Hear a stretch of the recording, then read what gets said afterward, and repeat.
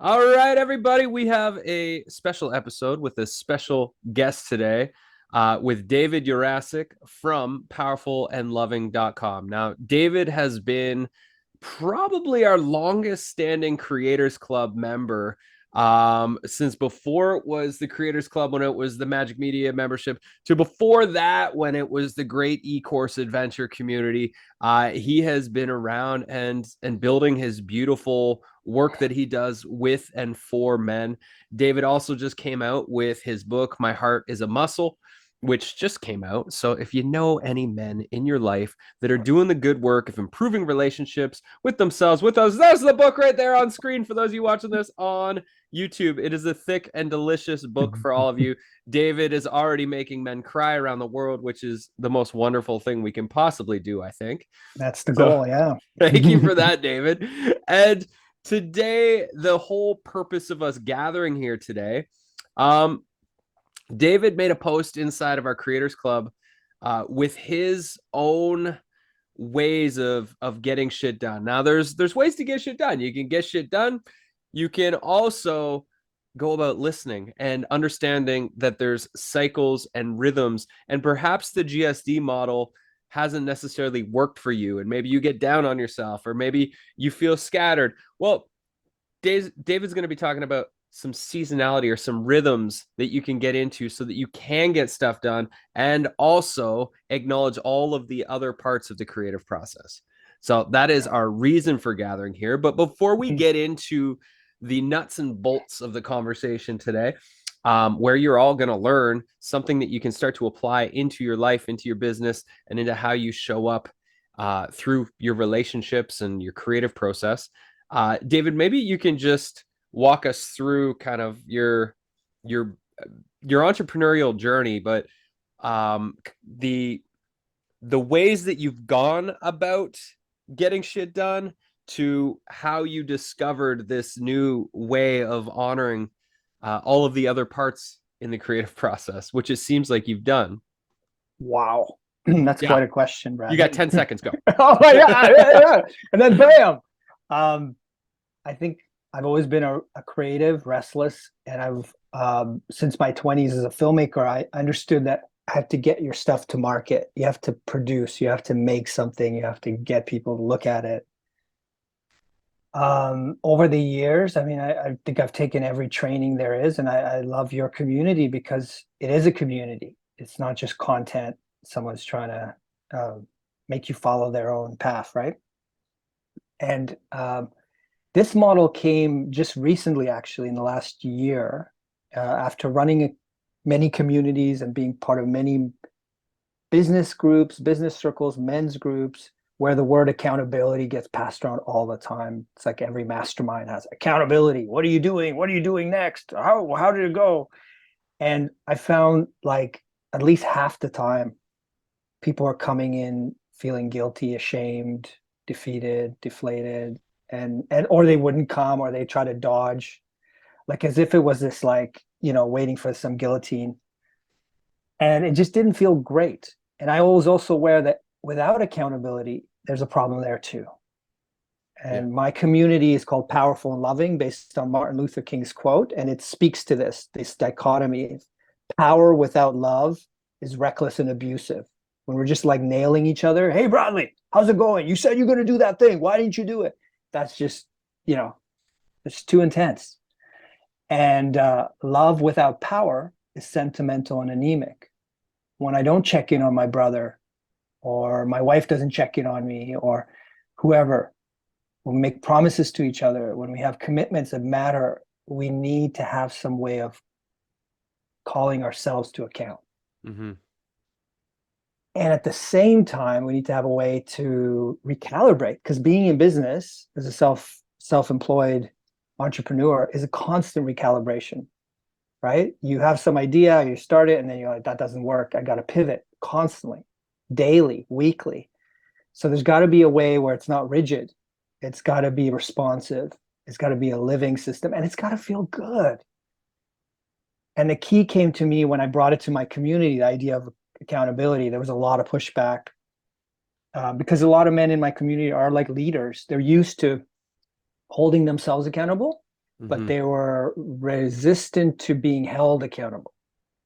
Maybe it's also Hmm. human nature, but maybe it's Yeah. masculine pride. Like, don't tell Yeah. me what to You can't do. tell me what to do. I'm the leader of this pack. I'm on it. I'm holding myself accountable. I don't gotta show you nothing. I don't gotta Yeah. show you nothing. Don't look over here. But there's a lot of men in my community who are seasoned nature guides, mentors, coaches, therapists, and they have a lot of wisdom, a lot of care. And so we started to come up with this ecological model.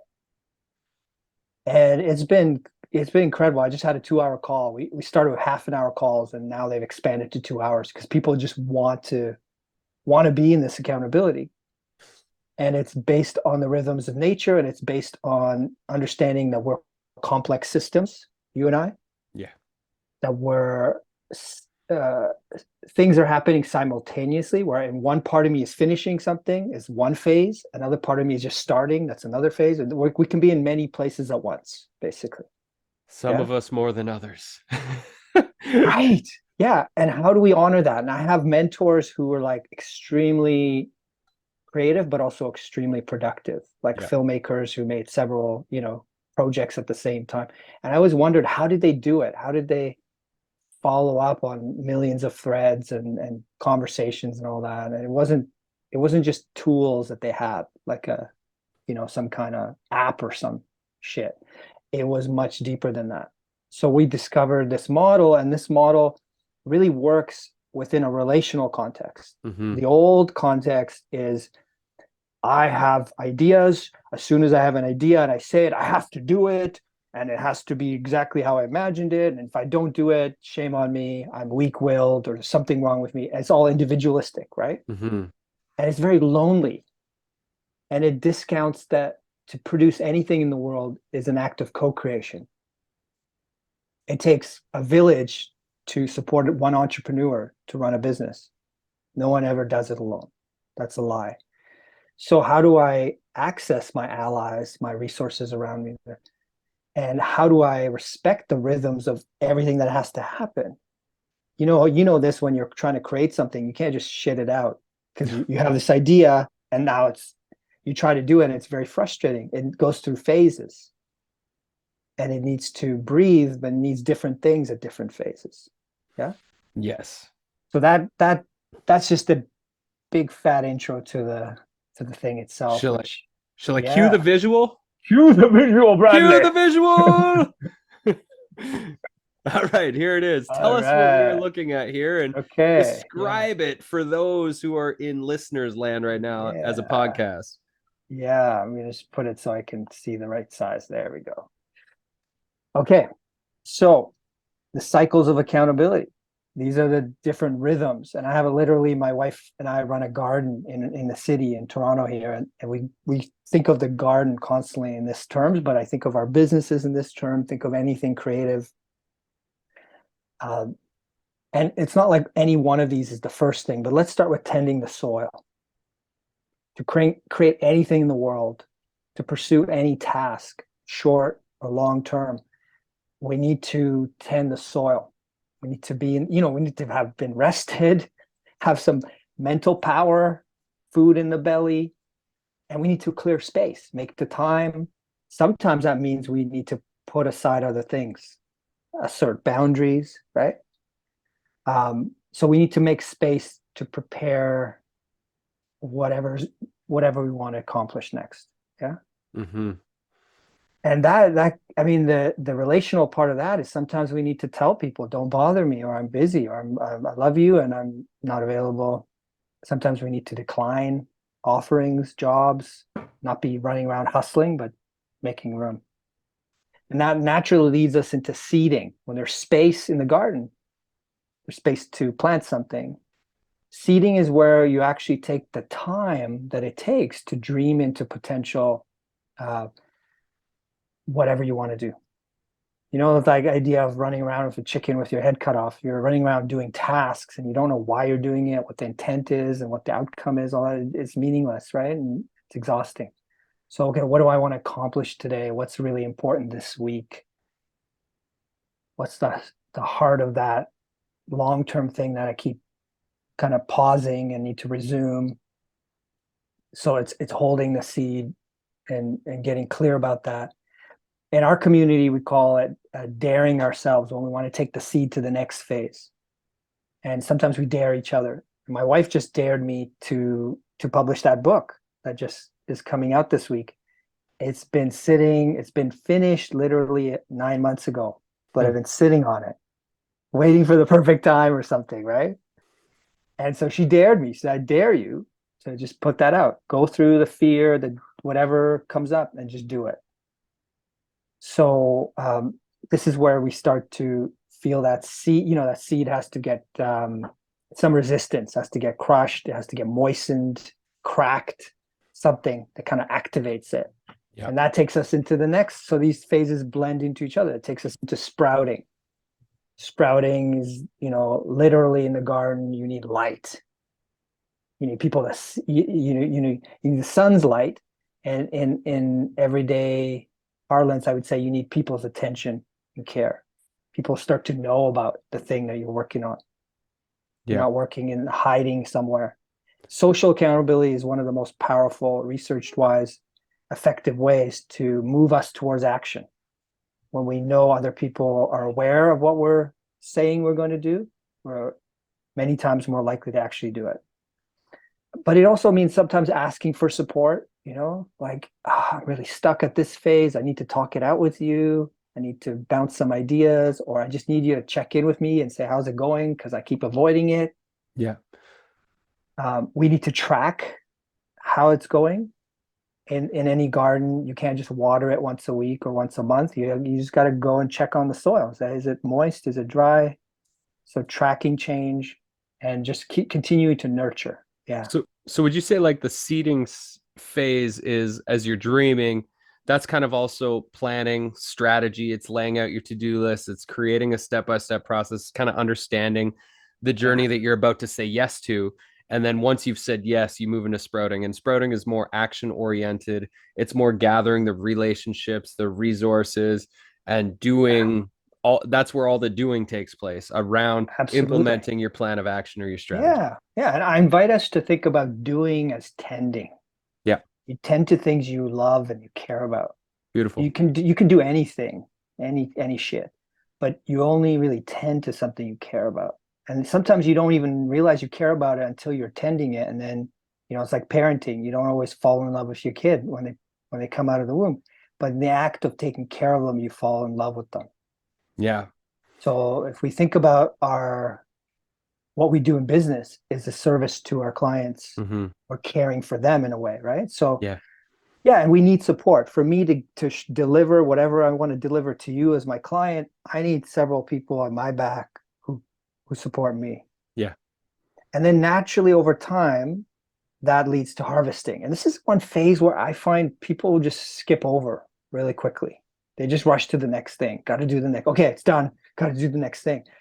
And there's been a lot of beautiful research that shows that when you actually pause anything you do, whether it's 2 minutes of exercise or you finish a task, if you just pause for a minute or two and you savor, you pluck the fruit and go, what's this feel like Hmm. now that it's completed?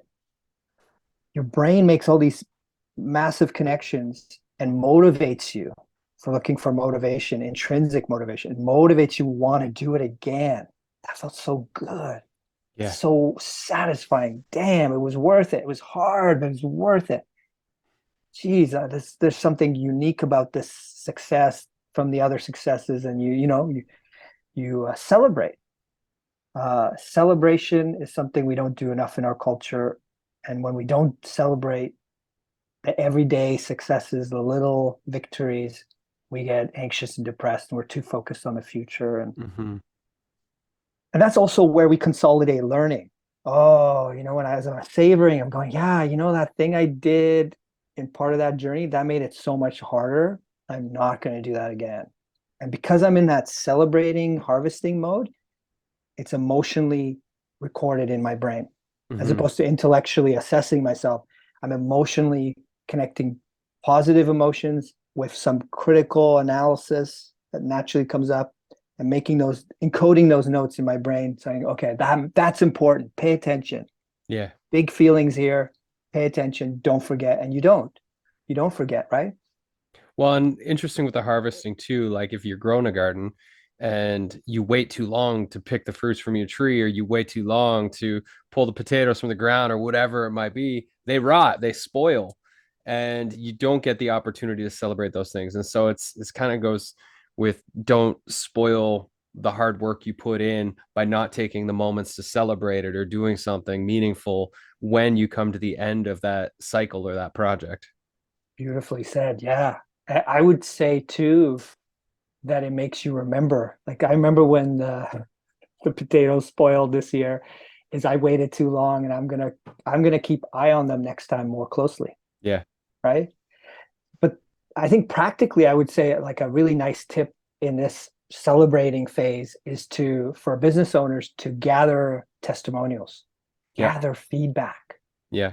Even if someone fires you, bug them a little bit and say, what happened? How did I drop the ball? What made you want to go elsewhere?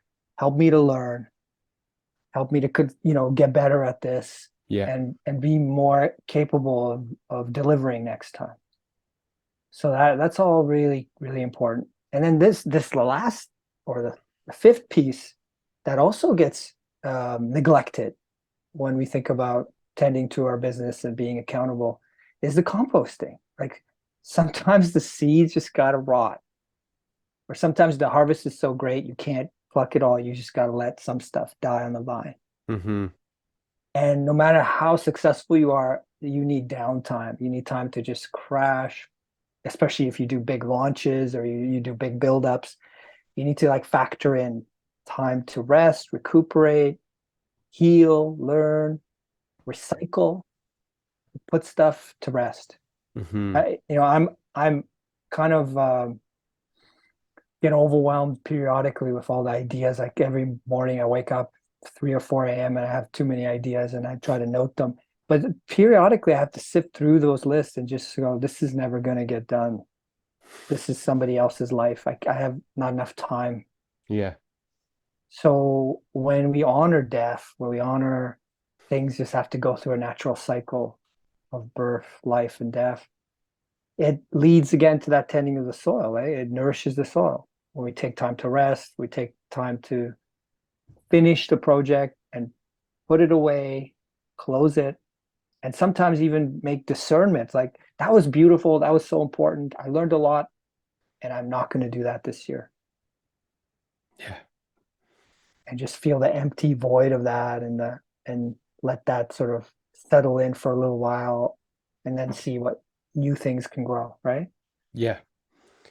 And then once the compost is done, you're that prepares the soil for the next round of turn around the sun. So then you start to clear your space, clear your mind, and get ready for whatever the next thing is, whether it's refining or reiterating. Yeah, I Yeah. really I love this. So tending the soils, clearing the space, scheduling your success, getting yourself ready to begin a journey. Seeding is the dreaming, planning, strategizing. Sprouting is the asking for support, taking action, pulling the resources together, building the thing that you imagined. Harvesting is celebrating the successes, learning from the parts that didn't go how you want, and compiling that information so that you can do better next time, so that it's ingrained in your cells. And then composting is put to rest what is no longer serving in it, letting yourself let parts of the project die, letting yourself figure out, tie up the loose ends so that you can fully put it to close or put it to rest. And then the cycle begins again. And this can be something, this could be a weekly pattern, this could be a project based pattern. I Mhm. love it. And the idea of turning your to do list into a to tend list feels like you're bringing you're more care into the things that you are doing, because you're tending this bigger picture of what you're actually trying to create in a more holistic approach. Yeah.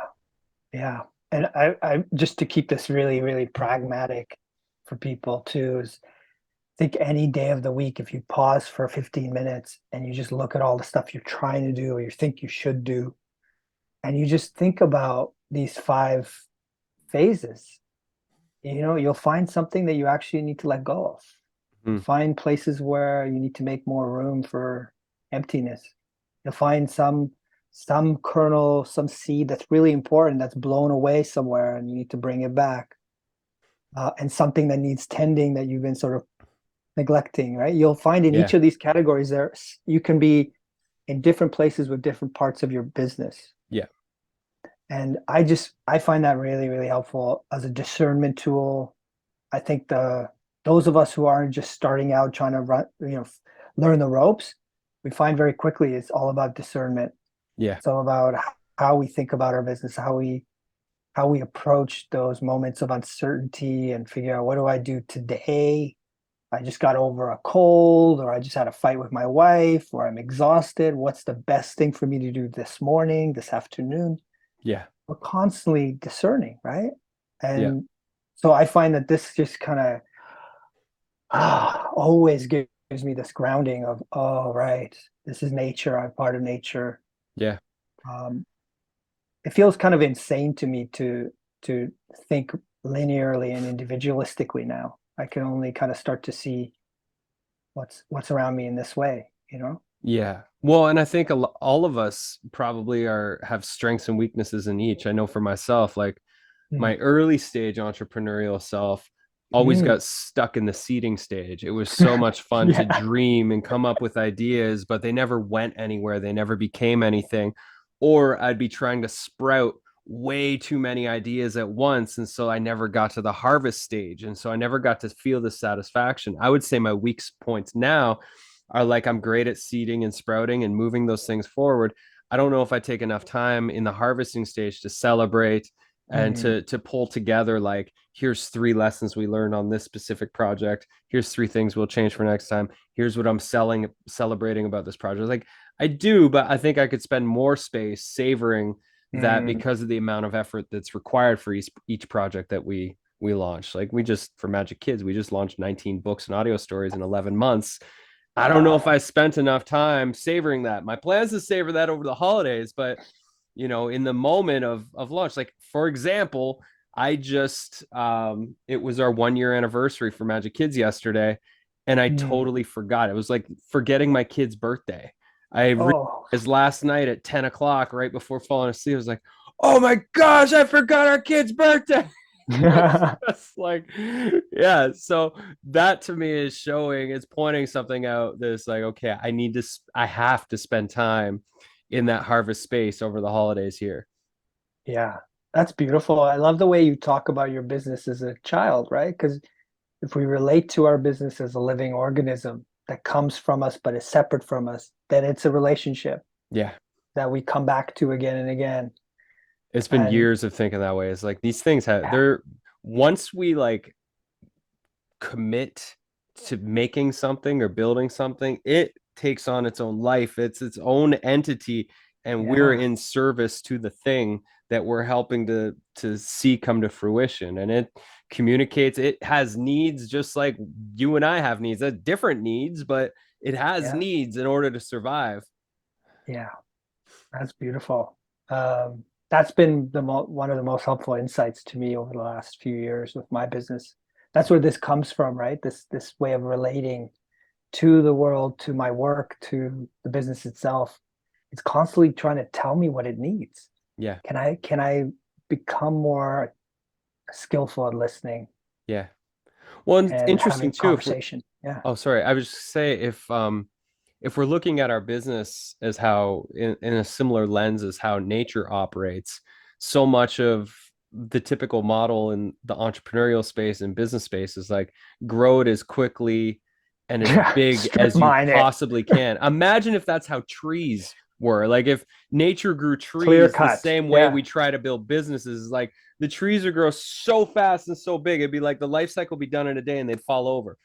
It's just like it's not sustainable. Nature in itself is sustainable. It introduces predators that eat things that end up eating too much of the plant life. Like it's nature is always doing.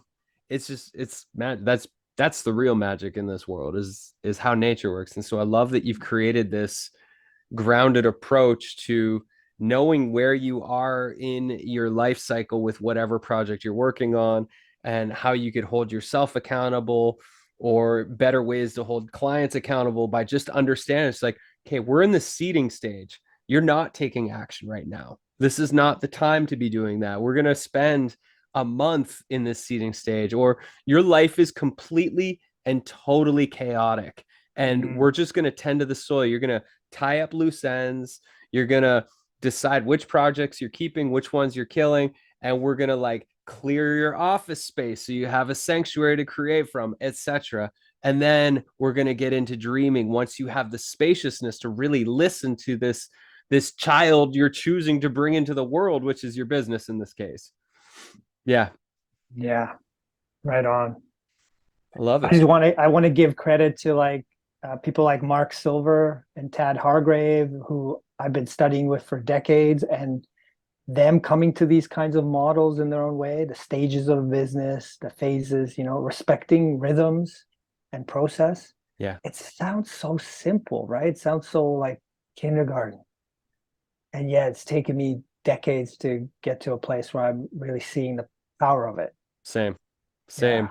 No, this is a really simple and beautiful way of looking at it. I think all of you listening and watching right now could apply this today. Where are you in your process, and how can you give yourself the space and permission to be fully in that without needing to try to jump ahead to a different cycle or phase? How can you be fully there and give yourself the right amount of time to be in that part of the cycle so you can move forward fully?